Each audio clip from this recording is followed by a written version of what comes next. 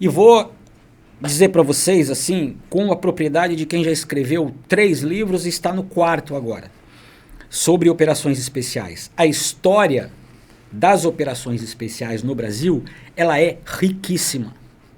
Riquíssima. A gente não tem noção do quão engrandecedora é a história das operações especiais brasileira. E eu estou falando de maneira genérica. Exército, Marinha, Força Aérea e Forças de Segurança Pública. Ela é muito rica em detalhes, em termos históricos propriamente dito. Em acontecimentos. Em acontecimentos, porque a gente normalmente pensa que a história ela começa a partir do momento que uma unidade foi criada e a partir... Não, bem antes disso. Alguém começou a pensar naquilo anos e anos antes. E até antes de pensar, porque aqui no Brasil, as nossas operações especiais, elas têm um berço.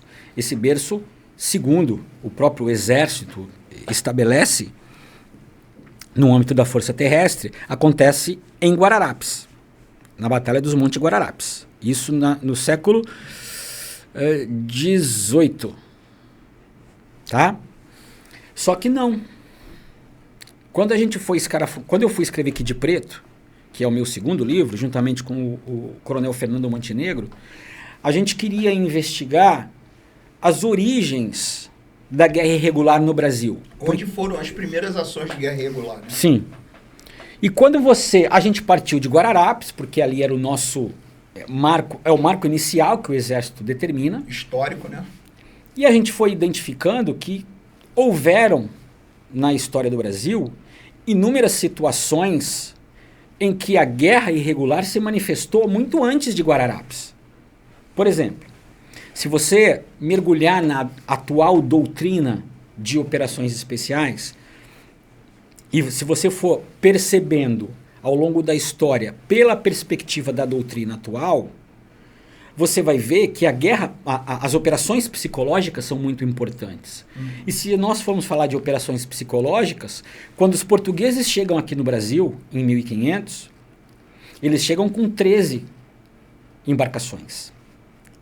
E eles se deparam com uma costa forrada de índio. E os nossos índios, eles não eram passivos. Era sangue no olho. Então, como é que esses portugueses, com 13 caravelas, uma tripulação muito limitada, vão travar contato? Faziam corações e mentes ali com eles, né? Não tem como. O que eles faziam? Escambo. Ou seja, eu tenho que oferecer alguma coisa que eles achem que Sim, tenha valor. Exatamente. Então, eles se utilizam das operações psicológicas para poder conquistar a confiança dos índios e aí poder começar a entrar no território, a conhecer o território e a explorar o território. Se aprofundar, né, no território brasileiro. Exatamente. E até mesmo usar a força indígena em prol deles. Né? Isso. Então, durante 30 anos, de 1500 a 1530, a relação dos portugueses com os indígenas era uma relação de troca, amistosa. A partir de 1530, quando os portugueses já têm uma base fixa no Brasil, é que eles começam a escravizar os índios. E aí, na pesquisa histórica, a gente vem caminhando a partir de 1500 e você identifica traços de guerra irregular nos quilombos palmarinos, na Guerra de Restauração do Rio Grande do Sul, nas guerras de independência do Brasil, Sabinada, Balaiada, na Guerra do Paraguai, na campanha do Mato Grosso, os índios Guaicuru, eles penetravam o território paraguaio para poder fazer reconhecimento do terreno e retrair. Sem travar contato. Sem travar contato. E eles iam a cavalo, porque eles manobravam bem o cavalo. Eles atuavam bem a cavalo e faziam uma operação de reconhecimento muito rápida e retraía para poder passar informação para as tropas brasileiras do que estava acontecendo no terreno paraguaio.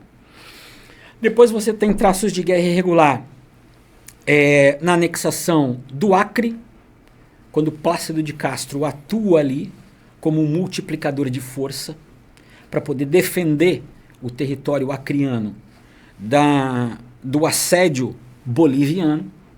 Né?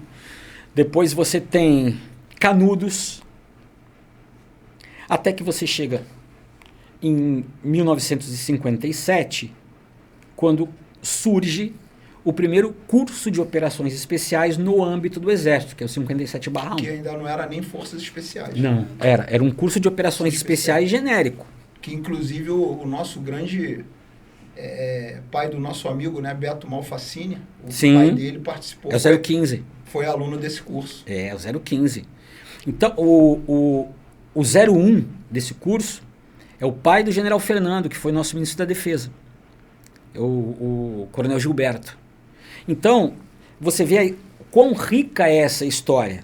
E aí nós estamos falando só de exército, nós não entramos no âmbito da marinha ainda. Né?